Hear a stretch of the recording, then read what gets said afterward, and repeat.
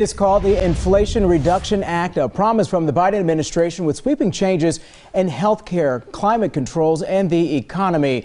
Today, the White House invited some 5,000 people for what the administration billed as a day of celebration for this keystone of the Biden agenda.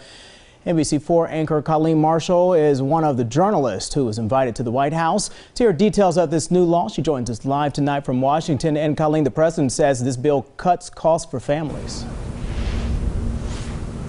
Well, this was a carefully crafted day today, Carrie. As you can imagine, it was designed to focus national attention on what the Biden administration, the entire White House, believes to be a legislative and an economic success for the administration. The president said this new law is going to help fulfill his pledge to bring down the deficit, his pledge to negotiate better drug prices for those on Medicare, and to improve the climate and provide tax incentives to Americans to be energy efficient. But earlier today, new economic numbers showed a jump in consumer costs last month. You're going to hear now from President Biden and then from Transportation Secretary Pete Buttigieg. We're going to build a future, the future, here in the United States of America, with American workers, with American companies, with American-made products.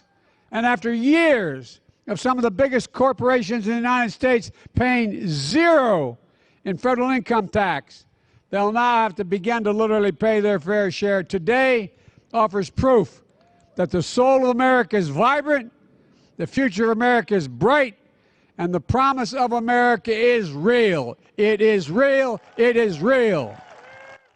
But you know, perception is a reality. Consumer confidence is down. The president's ratings are down. They aren't where they should be, you would think, with two economic successes like this. What's behind the disconnect?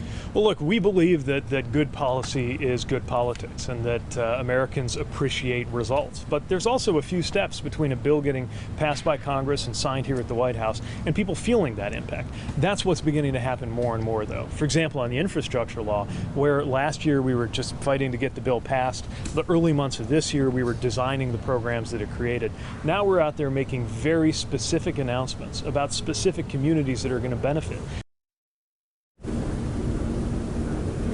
Now, as you can imagine, the White House is emphasizing that this is a new act, that it's just getting off the ground, and much like the infrastructure bill, it's going to take time for Americans to feel the benefits. Republicans say we don't have that kind of time, and predictably, as you can imagine, the congressional delegation in Ohio is split along party lines, and we're going to hear from some of them coming up tonight at 7. Live in Washington for NBC4, I'm Colleen Marshall.